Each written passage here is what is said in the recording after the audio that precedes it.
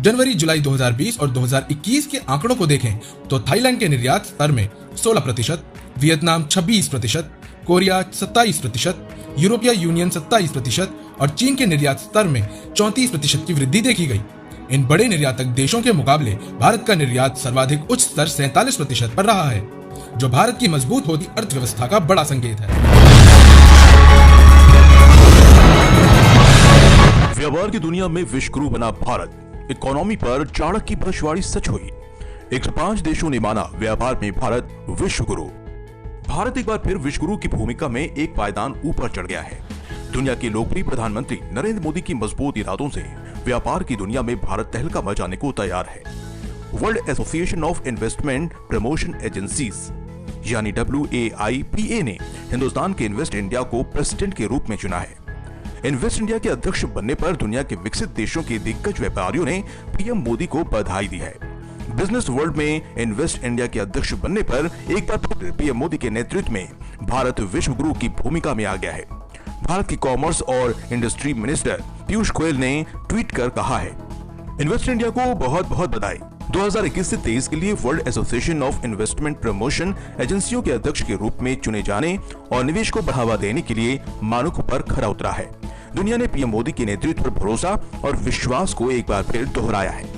Invest India के अध्यक्ष बनने से साफ हो गया है, भारत सरकार के युवा स्टार्टअप को अब दुनिया की निवेश एजेंसियों में भारत को विश्व गुरु के रूप में स्वीकार किया जाता है।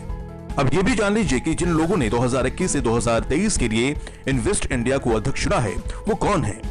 दुनिया भर में निवेश और व्यापार के लिए 105 देशों ने मिलकर एक नोडल एजेंसी बनाई है, जिसका नाम है world association of investment promotion agency यानी WAIPA।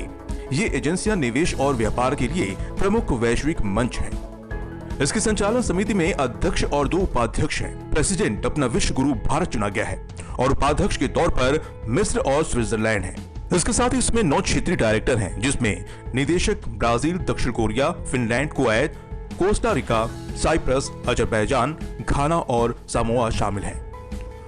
विश्व गुरु भारत से पहले प्रेसिडेंट की भूमिका में स्वीडन, ब्राजील, तुर्की और संयुक्त अरब अमीरात यानी कि UAE थे। WAIPA को आर्थिक विकास और FDI को बढ़ाने में निवेश प्रोत्साहन एजेंसियों IPA की भूमिका को बढ़ावा देने के लिए 1995 में बनाया गया था। WAIPA का मुख्यालय स्विट्जरलैंड की जेनेवा में है। जिस एजेंसी का भारत नेतृत्व करने जा रहा है उसके सदस्यों को भी जान लीजिए। WTO, ILO, world bank, international chamber of commerce, international economic development council और संयुक्त राष्ट्र संगठन सदस्य के रूप में शामिल है। ऐसा नहीं कि भारत को यूं ही इतने बड़े मंच का अध्यक्ष चुन लिया गया।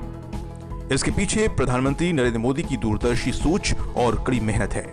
जैसे कोरोना काल में पीएम मोदी ने 150 देशों को दवाएं उपलब्ध कराई।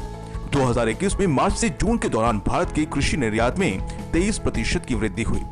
ये तब हुआ जब पूरा देश सख्त लॉकडाउन में था। महामारी से पहले भारत में शायद ही PPE किट का निर्माण होता था। आज भारत न केवल हर महीने लाखों PPE किट का निर्माण करता है बल्कि उसे निर्यात भी करता है।